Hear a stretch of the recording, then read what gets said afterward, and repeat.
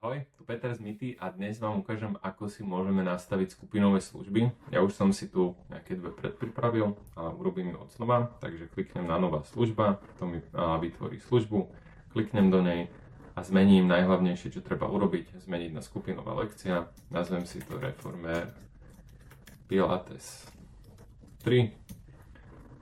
Dám jej treba rúžovú farbu. Ak by som ju chcel pridávať do kategórie, tak tie si viem vytvárať na tej obrazovke predtým. Môžem si tu pridať popis, kapacitu služby, čiže 10 ľudí sa môže prihlásiť na tento Pilates a tu viem kontrolovať, koľko vie jeden človek zarezervovať miest. Čiže ak chcem, aby jeden človek mohol vybukovať aj všetkých 10, pretože tam chce prísť s nejakou veľkou skupinou, tak to tu dám. Aby som odporúčal to tam vždy dávať, tam je asi jedno, kto to zabukuje, hlavne je, aby sa to naplnilo. Dĺžku služby si nechám 60 minút, tým, že skupinové lekcie sa vždy vytvárajú v kalendári, takže vy určujete, kedy bude mať tá lekcia čas, tak si nemusíte pridávať časovú rezervu, ale ak chcete, tak si môžete dať, že po termíne je to 15 minút a toto je hlavne pre individuálne služby. Takže ja to vypnem. Lokalita je na mieste, pretože sa to deje v Pilates štúdiu. Ak by som chcel mať online konzultácie s viacerými ľuďmi alebo nejaké lekcie, tak si to prepnem na online. Dostupnosť, ako som vravel, tak sa vytvára v kalendári alebo cez toto tlačítko. Ten kalendár je prehľadnejší a jednoduchší, že vidíte, kde klikáte. Takže to by som odporúčal robiť tam. Minimálna doba dopredu, kedy si človek môže urobiť rezerváciu, tak by som to dal kľudne aj na minútu. Ak chcú prísť na lekciu, zarezervovať si ju tesne predtým, tak kľudne. Služba vyžaduje vybavenie, to si ukážeme v ďalšom videu. Potom môže vykonávať túto službu aj Petra a Ivana, ale to si tiež viem nastaviť priamo pre danú lekciu. Typ platby je fixná. Ak by som náhodou ponúkal nejakú lekciu, kde nie je určená cena dopredu, až sa vyhodnotí na tej lekcii, ale viem, že je to minimálne 50 eur, tak si dám rozsah, že je to od 50 eur. A tí klienti by mali vedieť, že je to od 50 až do, a to si môžete nastaviť. Ja to dám ale pre Pilates na fixnú, dajme tomu 40 eur. A ak by som chcel platby alebo zálohy dopredu, tak tu si to zapnem, na to si musím pripojiť platobnú bránu. A to je na iné video, ale je to v podstate veľmi jednoduché.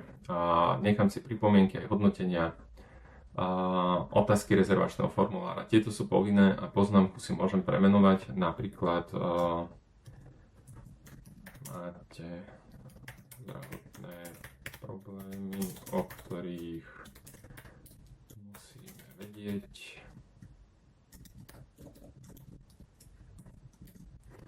Tak, a môžem si nechať, že je to iba voliteľné. Ak tí ľudia chcú niečo zazdieľať, tak môžu. Nebudem to dávať povinné. Ak by ste mali otázku, ktorú potrebujete pred lekciou zistiť, tak si to môžete zmeniť na povinné. Teraz si ju uložím a keď si otvorím svoju stránku, tak vidím všetky služby, ale v takomto vizuále, ktorý asi nie je najpríjemnejší na tie lekcie, na skupinové vlastne tréningy. A aj keď vojdem do služby, že si ju chcem zarezervovať, tak vidím, že nemám žiadny dostupný deň.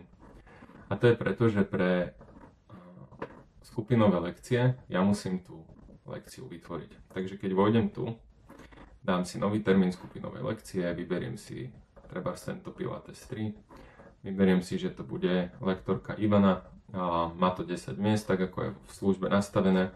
V podstate z tejto obrazovky môžete prepisovať všetko, čo chcete, ale predvyplníme to na základe tejto služby. Čiže vy máte akože voľnosť si urobiť pre jednotlivý termín vlastné rozhodnutia, to si ukážeme za chvíľku. A dám to, že toto bude vlastne každú stredu, čiže si prejdem buď do týždennej v streda, alebo vlastné a dáme treba, že chcem, aby to bolo aj v stredu, aj v piatok, každý jeden týždeň a končí to po 10 výskytoch, alebo by som si tu mohol zvoliť dátum, že vlastne na konci mája to končí. Takže to tu dám na mesiac. Keď to vytvorím, tak už mi pribudli všetky tie lekcie na Reformer Pilates 3 a ak si otvorím zase stránku, tak už vidím, že vlastne 29. to je streda, je tu 10 voľných miest. Potom je tu v piatok voľných 10 miest. A každý vlastne deň, kedy sa nastavil tú dostupnosť, tak sú tam voľné.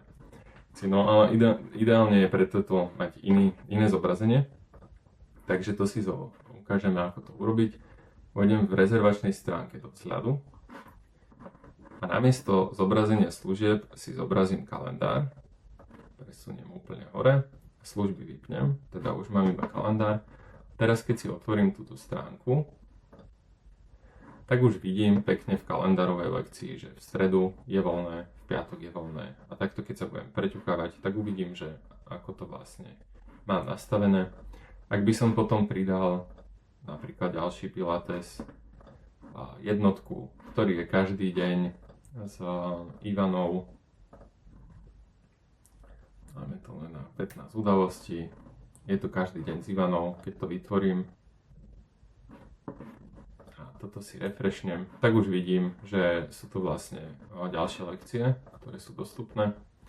No a teraz dajme tomu, že Ivana ochorie v piatok a ja potrebujem tam dať Petru, tak vlastne si len túto odbavím, že je to Petra, možno sa stalo niečo v štúdiu, tak to zmením, že môže sa prihlásiť iba 5 ľudí. A keď to zmením, tak vlastne mám iného účastníka, teda iného lektora a môže sa prihlasovať len 5 ľudí. Ak potrebujem nejaké veci vymazať, tak to viem zrušiť. Môžem poslať ľuďom, ktorí by tam boli zaregistrovaní už, že prečo to ruším. Napríklad som chorý. Prosím, prebukujte si to. Zruším to. Toto by odoslalo e-maily na všetkých registrovaných. A to je v podstate asi všetko. Ak by som teraz urobil nejakú chybu a potrebujem zrušiť všetky tieto lekcie, tak môžem vojsť do služieb, otvorím si lekciu Pilates 1 a tuto vidím, že toto je denne 15 krát, viem zrušiť všetky opakovania, tak keď sa vrátim naspäť na kalendár, už ich tu nevidím. Takže toto bolo v skratke, ako si vytvárať skupinové služby, ako nastavovať jednotlivé lekcie, ako ich potom po prípade meniť, predĺžovať, skracovať a dávať tam iných lektorov. Potom tam viete pridávať ľudí manuálne a podobne. A to už sú také základnejšie veci.